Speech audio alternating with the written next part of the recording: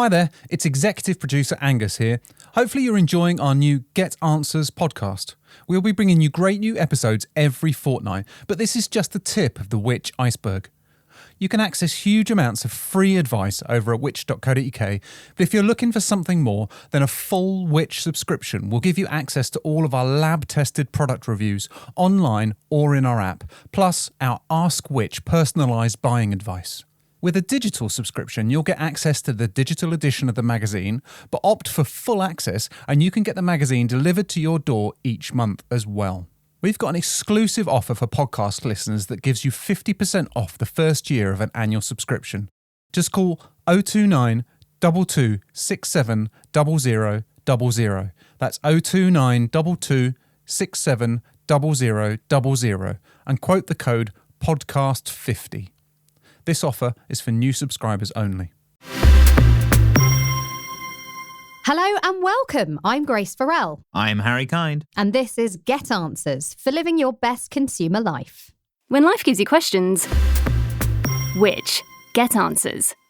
It's December. We are in full Christmas panic. So this week, we're going to help you sort your life out and get organised ahead of the holiday season. We'll be bringing you the most popular gifts for this year and where to buy them. So that's your Christmas shopping sorted. And we'll be pulling back the curtain on our own Which taste tests so that you know which supermarket is selling the tastiest festive food. Harry, you asked me in the last episode whether I'd started my Christmas shopping, and I had to admit on air that I hadn't bought a single thing. Yes. I'm going to admit on air right now that I still haven't bought a single present. Shame. I know. What about you though? How far have you got with it? I think I've probably done all of my Christmas shopping in that I'm not really getting anyone anything this year. With my partner and I, we're buying a house, which means we have no money, and I would feel bad about borrowing any money from my parents only to then spend it on gifts back to them. But I did just put in an order for a load of food that's gone past its best before date on a little website that I use. So I've got a load of out-of-date chocolate, which I will be giving to people. So, yeah, all in one bulk order. Done.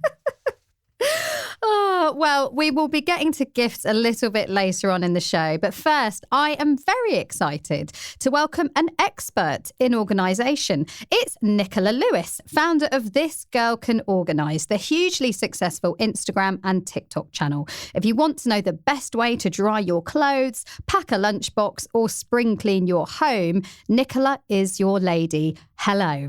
Hello. Thank you for having me, guys. I'm very excited. We're so excited to have you on, Nicola. Honestly, I need your help big time at the moment. Of course. Well, I think with Christmas, it's like my favourite topic. I mean, I embrace all seasons, but I think because Christmas brings so much joy to me, and I've had lots of fabulous Christmas, and I've got a birthday on Christmas Eve. I'm just like a little bouncing Christmas elf, and I just absolutely love it. So I can't wait to share loads of advice for you all. Oh, so can we start just by hearing a little bit more about you? Have you always been really organised?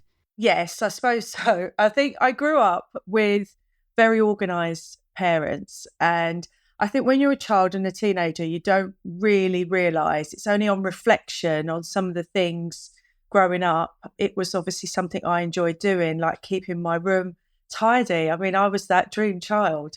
I used to love labelling things. Like I had a ruler and it had Nicola's ruler labelled on it. Like I don't know who was going to go and take that from me, but I think I was inspired by my surroundings. So then it allowed me to focus on what I wanted in my bedroom. So yeah, right from the word dot, I think.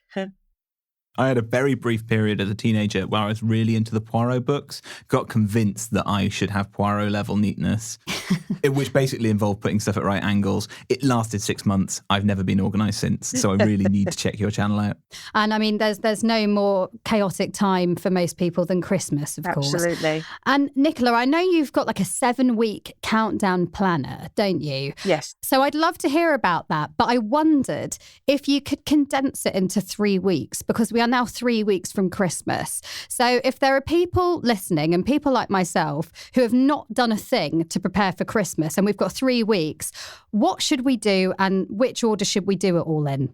Okay, well, it's a great question. And I think with Christmas, I feel like there's so much to think about.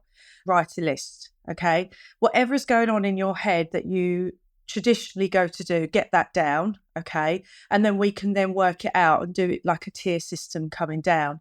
You can kind of determine when you need to order your food or when you need to think about laying the table. Just a little tip here. I lay my Christmas table at the beginning of December, and here's why. Because I feel that the Christmas table just looks like utter joy. And also I'm adding little bits and pieces to it. But actually, when we all get to sit down there of an evening to have dinner, it's just wonderful. Now, I know a lot of people have to work from their tables in their kitchens or dining rooms. But if you have an opportunity, even just to do a little arrangement in the middle with a couple of candles, it's amazing.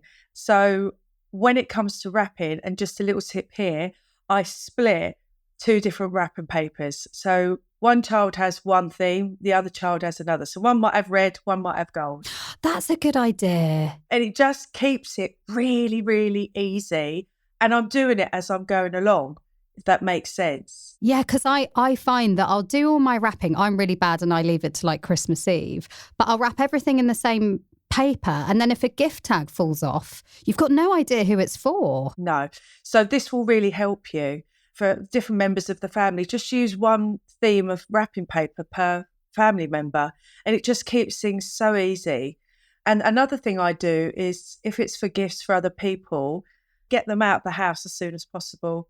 So if they're gifties, I wrap them, and then I just make sure I go either to visit them or I schedule just to drop off the presents. Someone else's problem. Absolutely. Well, let's talk now about Christmas food.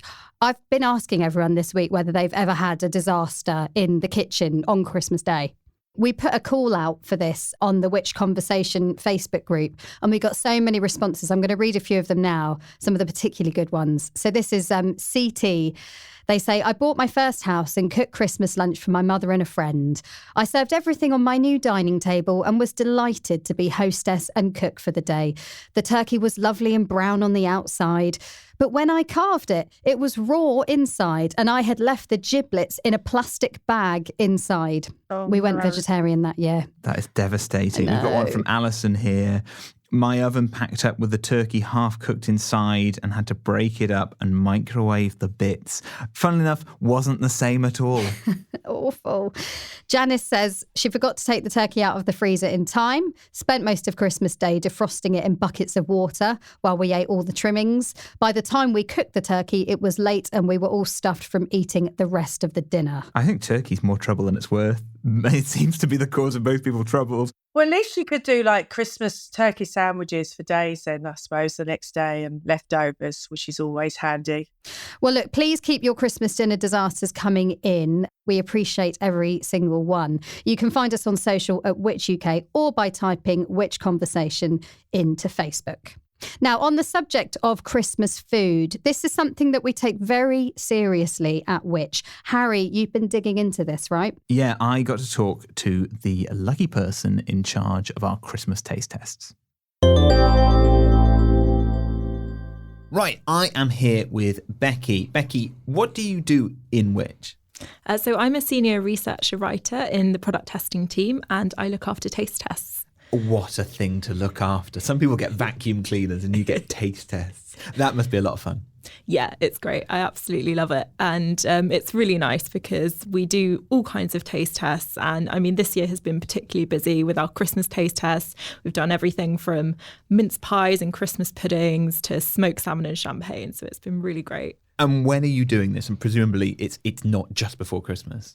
No, so we actually start planning this months in advance. So while everyone else is kind of enjoying the sunshine, having barbecues, like we're planning our Christmas taste tests all the way back in like July. It's a bit of a strange one, but yeah, no, it's great. We have to, I mean, there's so much work involved, like lots of prep, from pooling in the samples to organising the logistics, recruiting the panels. It takes a long time, so it's safe to say this keeps us busy for a few months. And the panel, what does that involve, and the actual taste testing itself?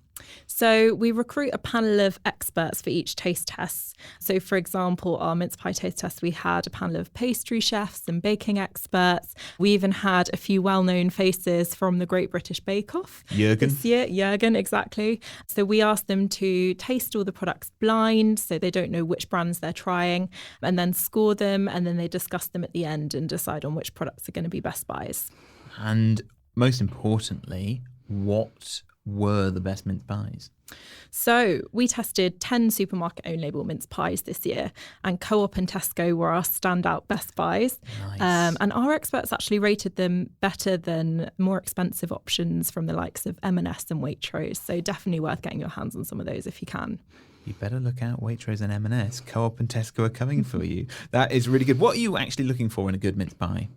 So our experts said that for mince pies, it's really important that the pastry is rich, buttery, well-baked, and that the filling is fruity, flavoursome, and well-spiced. And how do you kind of pimp a mince pie? How do you get it to go from just a cold, bland supermarket circle to something that's actually quite, satisfying and looks good to eat? So something our experts mentioned is that a lot of the mince pies that you buy from supermarkets are a little bit underbaked. So what you can do is heat them up in the oven just for a few minutes before serving, and that really crisps up the pastry and gives you that lovely golden colour. Very nice, compared to what I often do, which is over microwave them, leaving them soggy and boiling hot in the inside. So I just destroy the roof of my mouth. Every single year. I do not learn. Anything else that you should be eating with mince pies? I know a load of people got into eating Stilton with mince pies. Yeah, I have heard of that one, actually. Cheese and mince pies. Odd combination, but apparently it works. I'm going to give it a try. We'll have to give it a try on the show, see if we survive. I mean, to wash out the taste of Stilton and mince pies, presumably you'll be wanting a little bit of champagne. We taste their champagne. We do, yes. We tested supermarket own label champagnes against Veuve Clicquot this year, and we actually found 2 best buys, both supermarket own labels, both costing less than £25 from Co-op and Aldi. Very nice. And who was taste testing those? So that was our panel of 4 wine experts. And wine experts, people with actual developed palates, not, they've drunk a load of Lambrini, they know what they want. Yeah, exactly. They do this as a profession. Lucky them. Actually, presumably, a lot of just spitting out. Yeah, they do. The spittoons are not a pleasant part of the tasting. I have to say, and neither is cleaning them. Oh, that wasn't in the job description working at Which. Must know how to clean a spittoon. Thank you so much, Becky, for helping us out with our Christmas food. Thank you. I loved what she was saying about mince pies and blue cheese, because that is actually something that I eat every year. Do you? Yeah, I have tried it and it's really good. Oh, very nice. I have to just nuke them in the microwave and put brandy butter on top. That can get me through. The problem is you end up with pretty much every day for January, there will be the mince pie backup pudding, which gets a little bit tiresome. But to be honest, I actually just like them cold. I really don't. I don't mind them. I could eat them all through the year, every day. I love mince pies. Now, Christmas food is, of course, big business. According to a report by vouchercodes.co.uk, it's expected that £7.69 billion, or £290 per household, will be spent on Christmas food and drink. And of this spend, £41.30 is expected to go on the Christmas dinner. But how do the supermarkets come up with new ideas to keep us spending each year? Well, we've sent producer Rob to find out just that. So I've arrived here in Berkshire. The rain's coming down, but I'm in the middle of one of the UK's biggest industrial estates. And what's special about this place is it's all dedicated to one of the UK's biggest supermarkets. And the reason I'm here? To find out more about our favourite festive food. So I'm going to go inside now, I'm going to get out of the car, and the next time you hear from me, I'll be with someone who can hopefully tell us a bit more.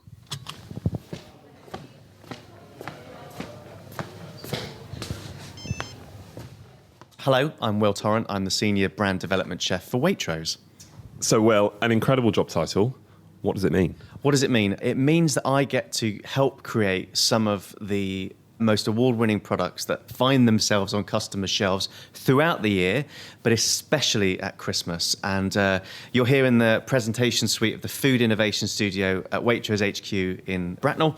And this is where Every single Waitrose product gets thought about, gets conceived, gets developed, and gets launched from. Obviously, we're talking about Christmas. You've already mentioned, a big part of your role year in, year out is to come up with some of the incredible products that people see on their shelves. How do those ideas start? For you, is that, I don't know, you're at home, you're brushing your teeth. Oh, those two flavours will go together. Let's try and make that happen.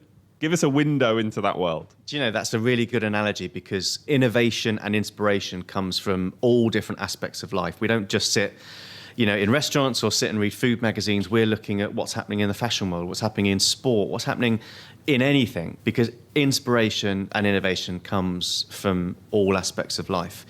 And that's what keeps it always changing. We never stay the same. We tend to work potentially 18 to 24 months out. So we are talking about Christmas 2023 today. Christmas 24, we're already starting to taste. Christmas 25, we're starting to put some blank sheets of paper together with some random funky ideas. We're constantly thinking about what's next. What are we going to be looking at in the next year? How do we do that is the question that we often get asked. And a lot of it is around a blank sheet of paper. And the food innovation team that's been going for nearly 20 years, and not all of us have been here 20, I haven't been here for 20 years, I've been here for just over 12 years, but we sit down with a blank sheet of paper. Christmas is always going to be Christmas. There's always going to be a turkey, there's always going to be mince pies, there's always going to be a Christmas pudding. And it's about how we add nuances of difference to make it exciting, to make it new, to give customers that extra little bit of something good. So we use AI to be able to track any sort of electronic food data. So whether that's a blog, a restaurant menu, a foodies festival. And what is that AI looking at? Is that looking at, the frequency of specific words in blogs or on social media posts? What kind of things is that looking at? Anything and everything. So, for example, we could type in churros, for example. And now that's kind of almost a bit summary, but we could then go, okay, this is what's happening with churros in Sydney. This is what's happening with churros in LA. How frequent is it appearing on menus? Is it a trend that is growing? Is it a trend that is declining? Is it a trend that's mature? It's a bit of playtime at the beginning. And actually, in those moments where it doesn't quite work is the moments that we learn what we need to change next time. And I was involved in competitions quite early on in my career. And it's always about the times that you don't win that you learn the most. So when a dish doesn't quite work, that's the moment that we go, if we change that process, or we change that, or we up that flavour, we're going to get a better dish. You can't have a Christmas chat without mince pies. So you've got that lovely kind of almost golden... And the smell as well. ...on there as well. It's all about the smell. Christmas food is such a multi-sensory experience. Yes, it can be stressful, but boy, can it be heartwarming. Because as soon as you smell that, you're like, it's Christmas. While I'm here, obviously someone with your expertise, I want to get your tips and your advice for anyone who's listening to this who doesn't want to be super stressed on Christmas Day and the build up to Christmas. Maybe there's friends coming around for Christmas Eve, Boxing Day, buffet, whatever it might be. What would you say is kind of the best advice you can give to make sure that you get the chance to enjoy yourself? Okay. 3 words. Prep, prep, prep. I used to do quite a bit of teaching in cookery schools. And I used to say to my students, imagine that you're on the telly cooking live in front of a camera, because you never see them rushing about. If they're making their pastry, their flour's already weighed out in a bowl. The sugar is weighed out in the kilner jar, so they just have to tip the kilner jar out. And it's all ready to go. And what you see there is that you don't see them flapping or stressing. Well, it's been so brilliant to be here with you, to talk Christmas and to find out more about what you do. And obviously I'm going to finish our chat now by finishing this mince pie. So thank you. Happy Christmas. Can I just draw attention to the fact that they plan 18 to 24 months in advance for Christmas? Yeah, that's impressive. And also, what if something happens in that period where it's terrible to eat almonds or something, or like some scandal comes out about gingerbread houses or something? They really are locked in. They get cancelled suddenly. Well, I quite like the organisation of that, to be fair. I mean, that's just planning in advance. That's a big tick there. So I'm impressed. Game recognises game. Yeah. I did love his tip about imagining you're a TV chef when you're prepping dinner, like having all your ingredients measured out and ready to hand. That is a really good idea. Well, thank you to producer Rob for his report and to Will Torrent from Waitrose there for lifting the lid on this billion-pound industry. Well, it's time for us to move on to gift buying now after this. Hi, Lucia here, host of the Which Money podcast. Join us each week as we bring you the best experts and top advice to help you make the most of your money. From property prices to budgeting, investment platforms to pensions, we'll be here to keep you informed. Here's a taste of what you can expect. If you had invested £100 in the fund 3 years ago, you'd have just £61 today. Gosh. Is it worth trusting a website that you don't know to save that 10p, that 20p? The good news is it does look like we're hovering around the top of the interest rate hike cycle.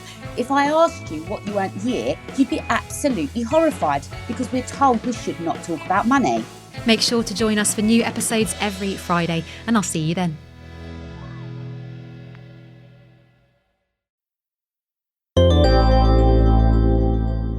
Welcome back to the Get Answers podcast as we arm you with the best advice to help you prep for the holiday season. Professional organiser Nicola Lewis, better known as This Girl Can Organise, is here with us. Nicola, we've talked a little bit about gift buying, but who do you find it hardest to buy for in your family? I would probably now say my parents, mainly because they have everything and they don't like clutter in their home and they very much like what they like. So I tend to now get them experiences. I feel like they much would prefer to go and do something that they wouldn't treat themselves to, whether it's an overnight stay in a hotel, afternoon tea somewhere nice, like a little mini road trip or a train trip or something like that. I always believe you should definitely ask what people would like, whether it's food vouchers or go to a restaurant or maybe babysitting so they can go out for the night. You know, that's a gift in itself, is time. So yeah, it doesn't always have to be an actual physical item. Well, a little earlier on, I met with Which's very own Faith Strickland, otherwise known as Mrs. Claus, such as her expertise when it comes to Christmas shopping. She's been scouring the market for the best value gifts of the moment, and we are so privileged to have her share her wisdom with us. I also asked her who she struggles to buy for. Do you know what? Every year I get older, it gets harder with my family and my partner because I think people now know what they want, so they invest in what they want. And yeah, it's sometimes harder to get those smaller gifts. I'm a real overthinker and I can get a bit obsessed about thinking, is this the perfect gift? And actually forget a lot of the time it's just the action or the thought or just remembering to get someone something rather than what you dub as the perfect gift. So kind of everyone. Yeah, okay. Well, it sounds like you're the right person for your job then. Overthinking Christmas gifts. What would you say are the trending gifts for this year? So over summer, a few retailers released their lists, including Hamleys, John Lewis, and we saw some retro toys make a comeback, and you can see that in search trends as well. So the Furby, which was, I know, really big when I was little, and I was not allowed one because it was too annoying. But in terms of kind of new toys, the LOL dolls, Hamleys called that out in their Christmas list over the summer and said they were seeing a lot of trends around that, and also Gabby's Dollhouse. Oh, my daughter is obsessed with Gabby's Dollhouse. Yeah. I hadn't heard about it until I started looking at trends. I don't have children of my own. But yeah, then I saw it was a Netflix series. Yeah. And then, of course, because of the movie, Barbie's having a big resurgence. I mean, it's always been popular. I must say about Barbies, I picked up a massive haul, 2 big massive bags of Barbie stuff for £15 from Facebook Marketplace back in the autumn. Honestly, because people, they have a clear out and they get rid of so much stuff that's in amazing condition. Honestly, 15 quid and I got so much stuff, probably worth hundreds. Yeah, and that's a really good point to look on Facebook Marketplace in particular when people are doing a house clear or perhaps their children are growing up a little bit more and aren't as interested in those toys. And can you tell us a bit about this research? I mean, how do you find all of these gift ideas? So for the gift guides, we have a real range of stuff. Obviously, which is so known for its tested products. So we have a look at a lot of the test results and work out what do we think might be a good price for something that's performed well. We also ask some of our experts. So with our kids gift guide, we ask some of the children that they're not in the office, but the parents in the office, if their kids had any suggestions or anything they were looking out for. We also look at trends. So you can look at search trends and see what people are Googling. So for example, if I looked at Lego, I can see that it has been quite steady over the past 5 years, but it really is peaking one last Christmas, but actually again now. And I think that's because people are sort of going it from a wellness angle, as in they have the adult sets. Given me ideas for some of the men in my life, you know, my sort of brother-in-law and that kind of thing. Maybe Lego's the way to go this year. So on those kind of cheaper items there, you know, sort of mentioned, what were some of the best gifts you found that are under £10? Yeah, so actually we test quite a few gifts under £10 and we'll have some really good results within their categories. So I'm going to a wedding just before Christmas and one glass of bubbles and my lipstick is gone. So we found a really great long-lasting L'Oreal Paris Rouge signature matte liquid lipstick. I'll try saying that really quickly at a wedding. But that had great staying power. It's around £5. And I think, you know, if you've got someone who is interested in makeup or wears a lot of red lippy, I think that's a great choice. We also, from one of our taste tests, the Lidl Deluxe Irish Cream did really well. That's around £8. And obviously is similar to Bailey's and is always really popular at this time of year and can make a nice present if you're going to someone's house. What about stocking fillers? Have you got any ideas for sort of little things for kids, apart from chocolate coins and satsumas, which is what I always used to get in my stocking? Yeah, so kind of going back to what we mentioned before, within those large ranges, so LOL dolls, Gabby's Dollhouse toys, if you look on some of the major retailers, especially at the moment, they're doing a lot of discounts. It's so competitive for buying toys. So you will see some discounts on there. You know, I saw one of those mini LOL dolls for around £5. We also saw stuff. If you look on, say, for example, some of the retailers, they have bestseller categories and wishlist categories. Obviously, take this with a bit of a pinch of salt. But, you know, there's stuff like Play-Doh for under £5. Even I love Play-Doh. And we recently just tested board games. And so, you know, you could get a board game. One of the top ones was Monopoly Deal. And I think at the moment I'm seeing that for around £4. So it's the card version of the classic game. And it's really good fun. Are there any retailers that you'd recommend over others to get your Christmas shopping? Yes, I think in terms of toys, the Which Money team actually just did a really great piece of research. They looked at 49 popular toys from, you know, birth to school age, and then filled up the trolleys and calculated the average price at major retailers. And actually, Amazon was the cheapest at less than 26% than the most expensive retailer, which was the Entertainer. And then also we found actually supermarkets can have great deals on toys. I saw one myself at Tesco for the Encanto house for £27, which was, I think, cheaper by about £7 than other retailers, but you did have to have a club card. And also the other point, if you're shopping at supermarkets, they're not going to have the same range and all the lines of toys. They kind of get them in as and when, as compared to Amazon, which offers the full range more often than not. Yeah. Oh, well, that's really good to know. Look, Faith, you've been a lifesaver.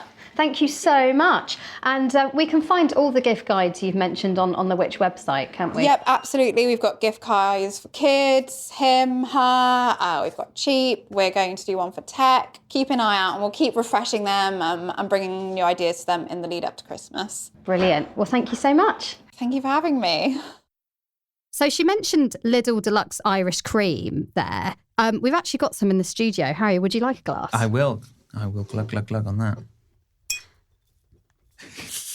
Do you know what? It's like it's like sealed itself shut. Do you want to have a go at opening that? That's not like a good Foley like you get on some champagne, is it?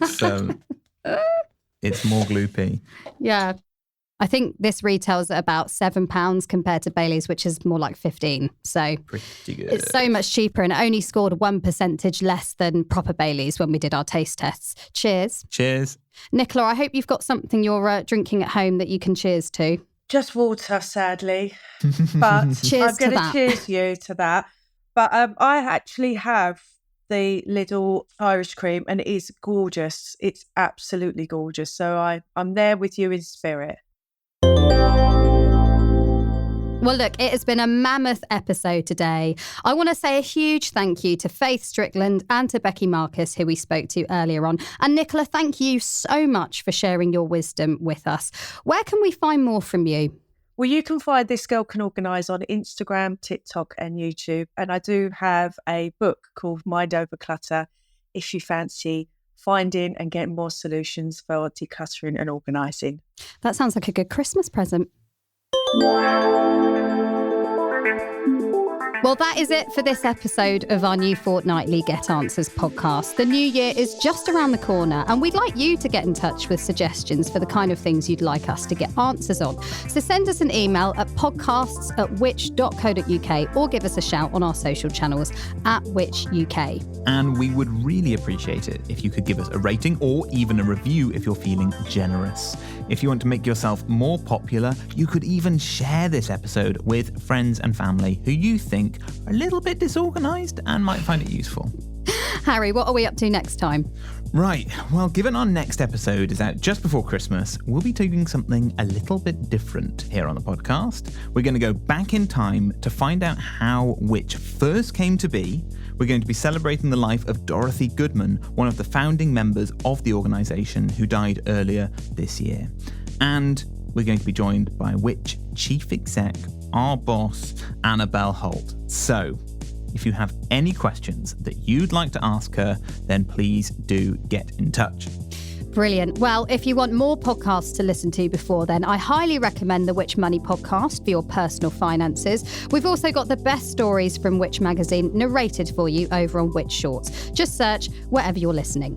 Today's Get Answers was presented by me, Grace Farrell, alongside Harry Kind, produced and recorded by Rob Lilly and Angus Farker, and edited by Eric Breer. And thanks again to our wonderful guest, Nicola Lewis, as well as Faith and Becky from the team here at Which.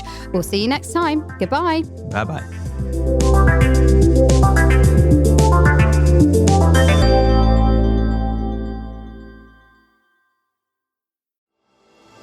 Scammers are stealing hundreds of millions of pounds every year. They bombard us with fraudulent texts, emails and calls. And what's more, their tactics are getting increasingly sinister. To keep across the latest scams, sign up to our free Scam Alert service to help you stay ahead of the latest scams and protect yourself. Go to which.co.uk/scamalert-newsletter. That's which.co.uk/scamalert-newsletter. Thank you.